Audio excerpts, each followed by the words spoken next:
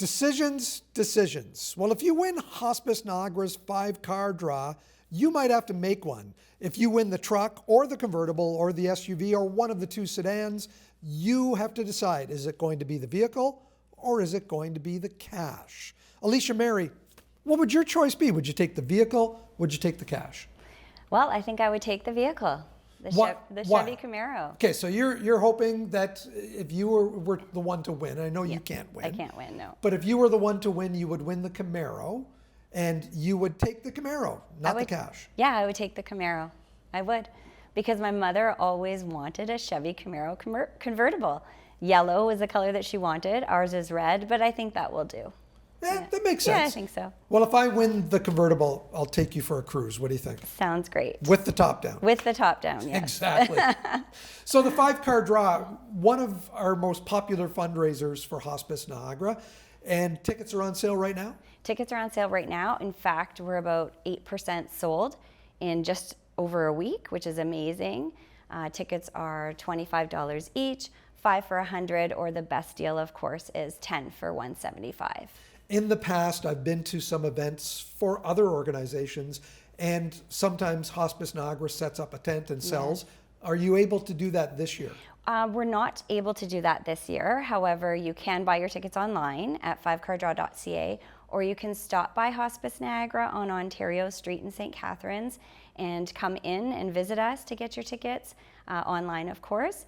And closer to each of the draw dates, we will be set up out front of Hospice Niagara with our tablets ready for people who want to stop in and do their purchase that way. If I recall correctly, the last 2 years when you had to shift to all online sales, you actually sold more tickets than you did in past years. We did. The very first year we made that shift in 2020 because of COVID, we sold out before the early bird draw, which was quite incredible. You've never done that before, Never right? done that before. We've sold out before, just not that early. And then we completely went online in 2021 through our 5cardraw.ca raffle website and did the draw electronically through the random ticket generator as well online in 2021. And we came close to selling out, but just not quite there. So this year we hope that we will sell out by that grand prize draw date. You have the early bird draw. You also have a bonus draw. What are the dates? What are the prizes? Yeah, the early bird draw is for $10,000 cash, and the date is Monday, June 20th at 3 p.m. New this year are 2 bonus prizes of $7,500 each, and those will be given away at 3 p.m. on Monday, July 11th.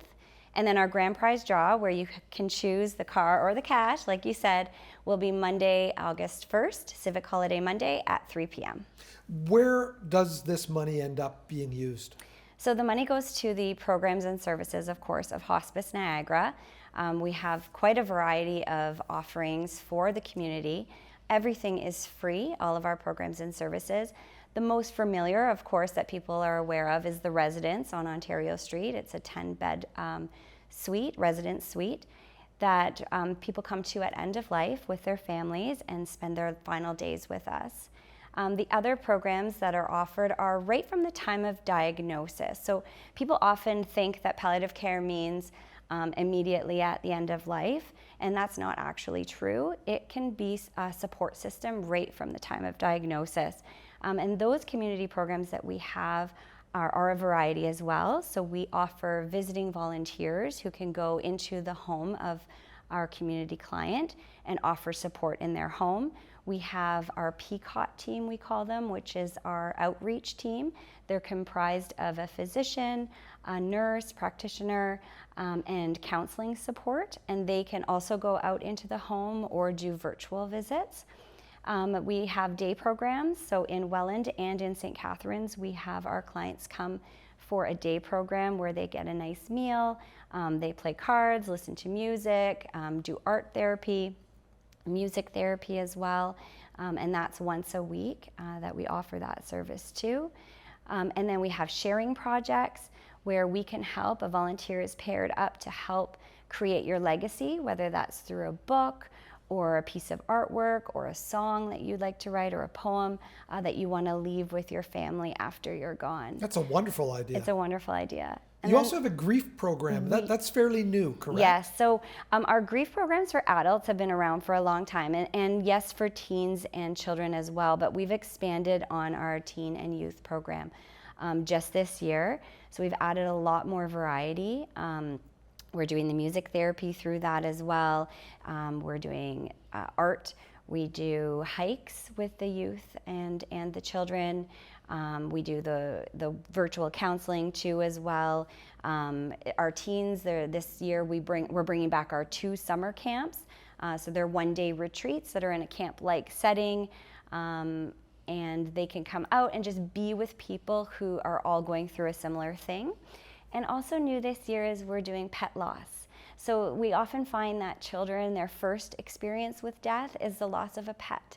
And we help them through that grieving process It can be so crushing. Yeah, so then they have those skills when it, unfortunately comes time that they lose a family member or a friend. And nobody in any of these programs, like I said, it's all free of cost, but you don't have to have, for our grief and bereavement, you don't have to have a direct relationship to hospice in the sense that you don't have to have your loved one have come through in any of our other programs. The grief and bereavement is for anybody, no matter what type of death you have experienced in your life. That's good to know. And I know that, when I lost my mother, I went to a grief program, but the grief program, I had to visit a funeral home for that. And it was, it was very helpful. Yeah. But it was visiting a funeral home, and the environment is not such a happy seeming environment. Yeah, not for the people. same. And if that's where you may have had your loved one, that's also hard to go back to the same place. So we offer them in different settings, as well as virtually if you can't make it in person, so that they can feel as comfortable as possible. Can we talk about the Close to Home fundraising campaign? Sure. You mentioned 10 beds on Ontario Street in St. Catharines. You're hoping to triple that in the next little while with locations in Welland and Fort Erie. Yes, so we're in the midst of our Close to Home campaign. Our community goal is 18 million. We're at about 72% of the way towards that goal. The doors for both centers will open by end of 2024. So the 10 suites that will be located in Welland are in conjunction with Foyer Richelieu and their new build. So we're very thankful for Sean and his team at Foyer Richelieu to allow us to be a part of that build happening in Welland.